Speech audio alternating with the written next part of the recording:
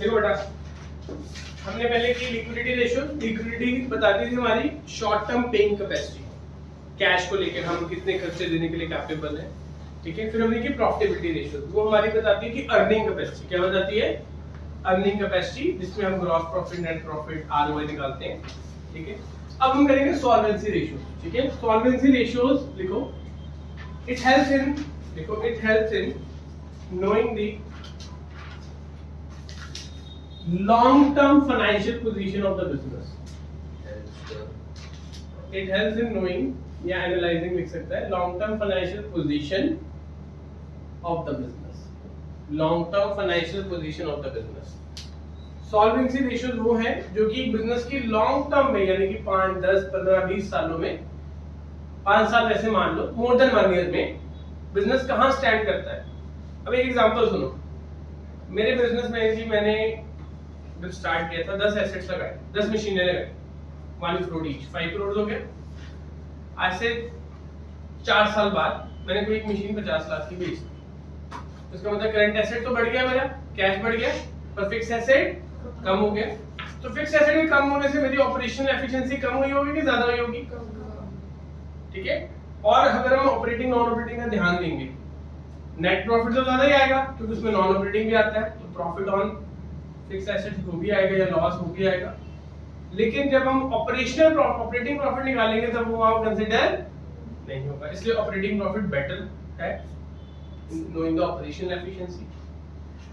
कई बार क्या होता है, हम ना कैश फ्लोज के अकॉर्डिंगली चलते हैं, लिक्विड रेशियोज के अकॉर्डिंग चलते हैं कि हाँ भी 30 लाख रुपए 50 लाख रुपए एक्स्ट्रा आता है, लेकिन उससे क्या होगा, आने वाले फ्यूचर ईयर्स में क्या होगा, मेरे फिक्स एसेट में आउटपुट कम हो जाएगी। तो इसका मतलब हमारे लॉन्ग टर्म में कैसी एफिशिएंसी रहती है, हम लॉन्ग टर्म की उधार के पैसे देने में कितने कैपेबल हैं, उन लॉन्ग टर्म मनी को एनालाइज इसके अंदर किया जाता है, ठीक है ना।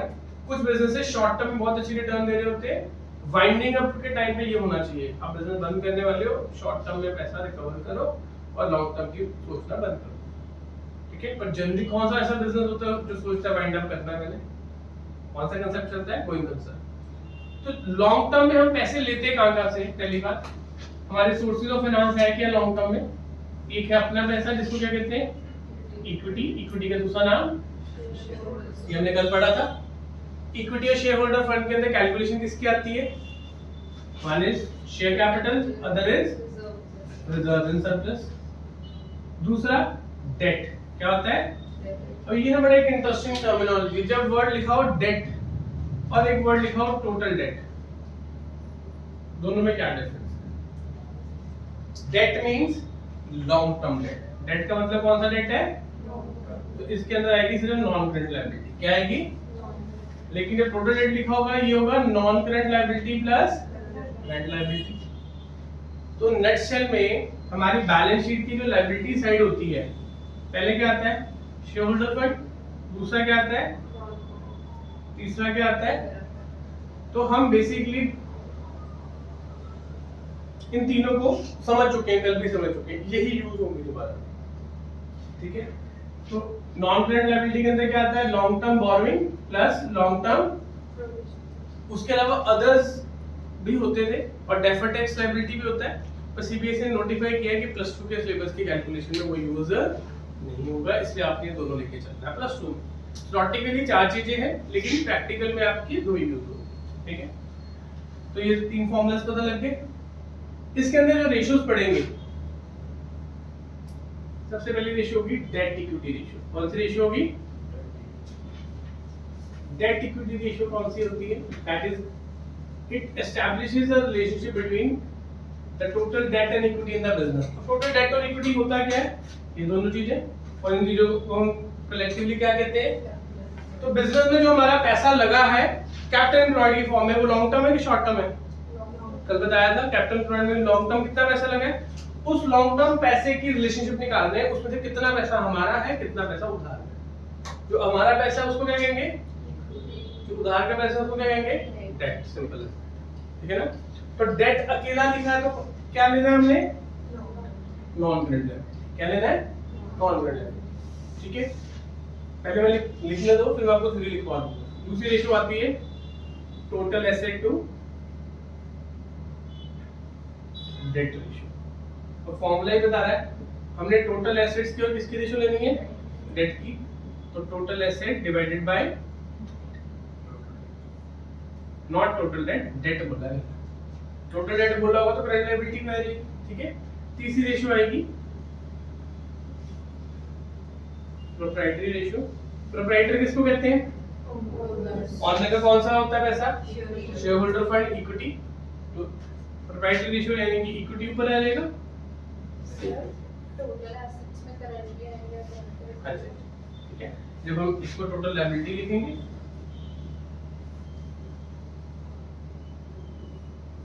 तो इसको नीचे क्या लिखेंगे, total assets, non current assets and current assets, ठीक है। अब प्रोप्राइटरी रेशियो, यहाँ पे हमने क्या चेक किया कि हमारे टोटल एसेट्स और हमारे डेट किस कंटेक्स्ट में। अब रेशियो का नाम क्या है, प्रोप्राइटरी रेशियो, यानी प्रोप्राइटर का कितना रेशियो में पैसा है in context of total amount in the business, it will be divided by total assets या टोटल लायबिलिटी, एक ही बात है, क्योंकि total asset is equal to total liability होता है। तो इसमें रेशियोस तो 5 है, ठीक है ना, 3 ये है। अब तीनों को ध्यान से देखो, इसमें इसका फॉर्मूला क्या होगा, डी अपॉन ई, इसका फॉर्मूला क्या होगा, टी अपॉन डी, और इसका फॉर्मूला क्या होगा, ई अपॉन टी ए। ये 3 यानी कि फिगर्स आपको पता होनी चाहिए। सबसे पहले कौन सी, इक्विटी, दूसरी कौन सी होगी, डेट, तीसरी कौन सी होगी, total asset is equal to total liability. तो ये 3 वैल्यूज निकालने से 3 रेशियोस निकालनी है।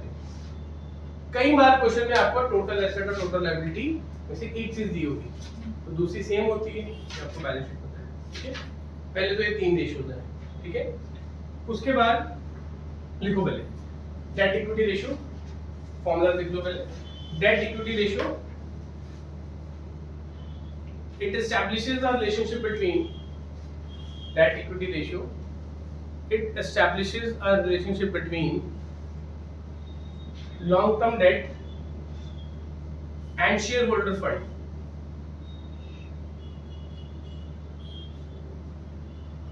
long term debt and shareholder fund, ठीक है। इसमें लिखो debt means, debt is equal to non-current liability, debt is equal to non-current liability is equal to long-term borrowing plus long-term provision, formula लिख लो। debt is equal to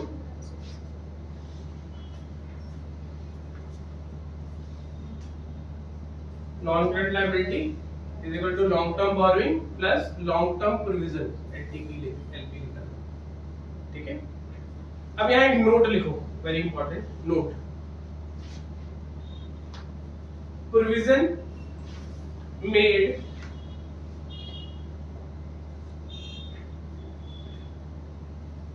are for meeting a specific liability, provisions made are for meeting a specific liability, provisions made are for meeting a specific liability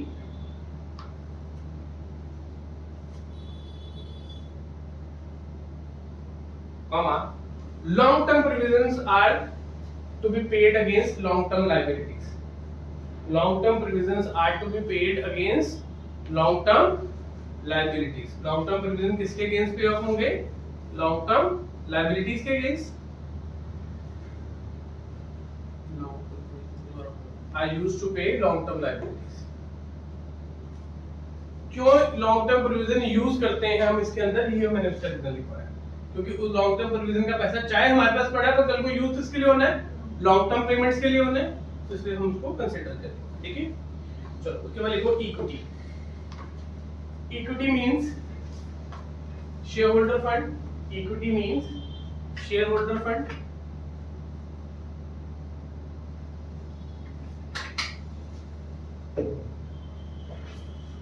that is equal to share capital plus reserves and surplus, that is equal to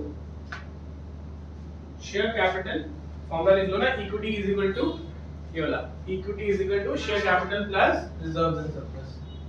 now what is share capital, sir जो debt equity ratio में debt लिखा है वो total date नहीं है ना, नहीं ना, वही मैं समझा, जब अकेला डेट वर्ड लिखा आएगा वो कौन सा डेट होगा, लॉन्ग टर्म वाला, नॉन करंट वाला होगा। जब टोटल डेट लिखा आएगा तो वो कौन सा होगा, नॉन करंट प्लस करंट वाला होगा, ठीक है। Equity is equal to share capital plus reserves and surplus, ठीक है, इजीली समझ आ गया। दूसरी रेशियो लिखो, total asset to debt ratio.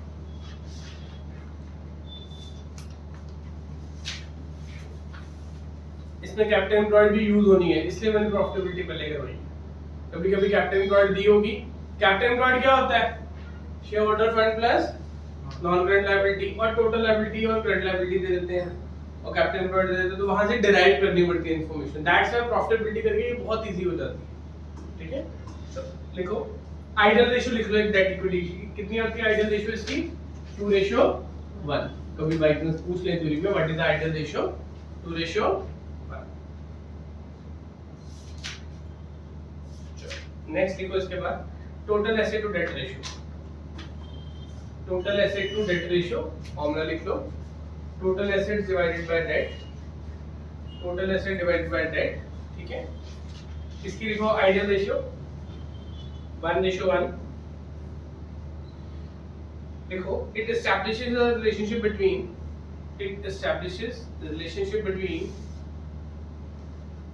total assets and long term debts. It establishes relationship between total assets and long term debts.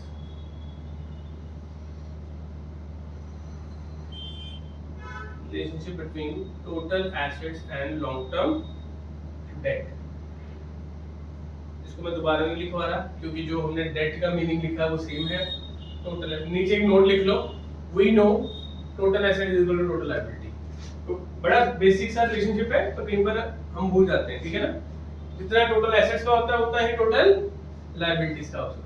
तो basically इसको total liabilities भी लिख सकते हैं, कोई इशू नहीं है, पर फॉर्मूले में जो भी लिखा है टोटल एसेट, हमने कितना पैसा लगाया है उसमें से कितना पैसा उधार किया, यानी कि टोटल एसेट 20 लाख है, उधार 5 लाख है, तो 4 गुना एसेट्स है हमारे पास। This is how we signify that. चलो थर्ड रेशियो लिखो, प्रोप्राइटरी रेशियो। थर्ड रेशियो लिखो, प्रोप्राइटरी रेशियो। फॉर्मूला लिखो इसका पहले, इक्विटी और शेयर होल्डर फंड, कुछ भी लिख सकते हो, इक्विटी और share holder fund divided by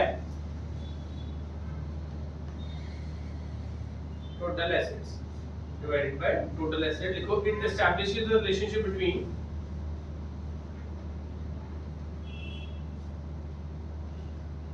owners fund in total assets of the business. It establishes the relationship between owners fund in total assets of the business. Owner का कितना पैसा है बिजनेस के टोटल एसेट्स के अंदर, ठीक है। इसका लिखो एक और note, it is expressed as pure ratio in percentage. It is expressed as pure ratio in percentage. इसको या तो प्योर रेशियो और परसेंटेज कर दो, या इसको प्योर रेशियो में बताओ या इसको किसमें बताओ, percentage. It is expressed as pure ratio और परसेंटेज। तीनों रेशियो समझ आ गई? तीनों के फॉर्मूला सेम होंगे, मैं तीनों के 2-3 क्वेश्चन करवाऊंगा आज, ठीक है ना। अगली जो 2 रेशियोज हैं वो हम नेक्स्ट लेक्चर में करेंगे, मैं थ्योरी में साथ में बता देता हूं, आज थ्योरी इकट्ठी हो जाएगी ना सॉल्वेंसी की, ठीक है। We are here with the 5 ratios. पहली रेशियो कौन सी थी हमारी? Debt equity ratio. दूसरी रेशियो कौन सी हमारी? Total date. तीसरी रेशियो कौन सी है?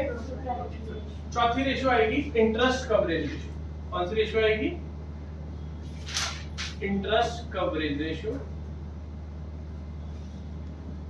देखो it establishes the capacity of the business, it establishes the capacity of the business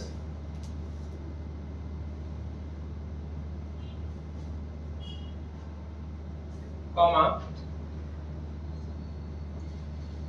how much money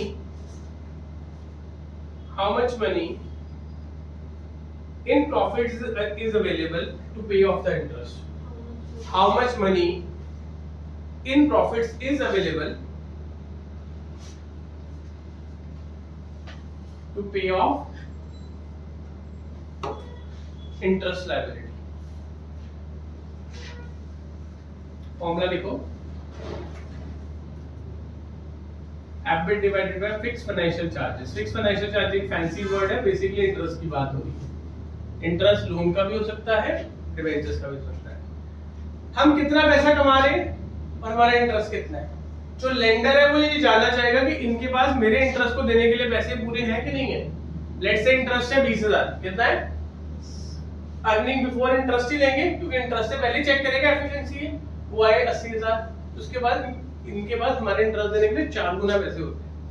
over the years हम देख रहे हैं वो रेशियो 4 गुना से 3 गुना होगी, 2 गुना होगी, 1 गुना होगी। इसका मतलब उनकी कैपेसिटी, तो लेंडर अपना पैसा रिकवरी मोड में आ जाएगा चाहे इंटरेस्ट डिस्काउंटिंग करके आ जाए। तो ये बैंक्स में बहुत ज्यादा यूज होती है। कहाँ यूज होती है? अगर हमने प्रॉफिटेबिलिटी ना की होती आपको एबिट ना समझ आता, ठीक है ना, but now it will become very easy. ठीक है, आगे लिखो। It is expressed as pure ratio और परसेंटेज। और एबिट का तो सबको पता है ना, अगर हमें ईएटी दिया है या ईपीटी दिया है तो हमने कहां पे ट्रांसफर करना है? एबिट पे। वो तो आता है ना करना, दोबारा लिखवाने की जरूरत नहीं है। फिफ्थ लिखो, ठीक है। तो debt to capital employed, debt to, ये जो रेशियो है डेट टू कैपिटल एम्प्लॉयड ये पिछले साल ही ऐड हुई है, पहले नहीं होती थी सिलेबस में। तो जो 3 रेशियो ऐसी हैं जो पिछले साल ही ऐड हुई हैं, 1 साल 2 साल ही हुए हैं, तो 2 साल पहले ऐड हुई थी, पिछले साल के पेपर्स में एप्लीकेबल थी, तो उनको ज्यादा इंपॉर्टेंट करना है क्योंकि आने के चांसेस रहते हैं। अब ये भी देखो नाम से क्लियर है। हम यहाँ पे रिलेशनशिप लेंगे, लिखो इट एस्टैब्लिशेस रिलेशनशिप बिटवीन किसका किसका, debt and capital employed. It establishes a relationship between debt, और डेट मतलब कौन सा debt? Long term debt, and capital employed. Formula लिखो, debt divided by capital employed. अब कैपिटल एम्प्लॉयड का फॉर्मूला करण बोलो क्या होता है? कल किया था ना, अभी बताया मैंने, लिखा भी वो बोर्ड पे। Shareholders fund plus non current liability, ठीक है। और दूसरा फॉर्मूला क्या होता है? Total assets minus current liability, और total assets plus fixed assets plus working capital.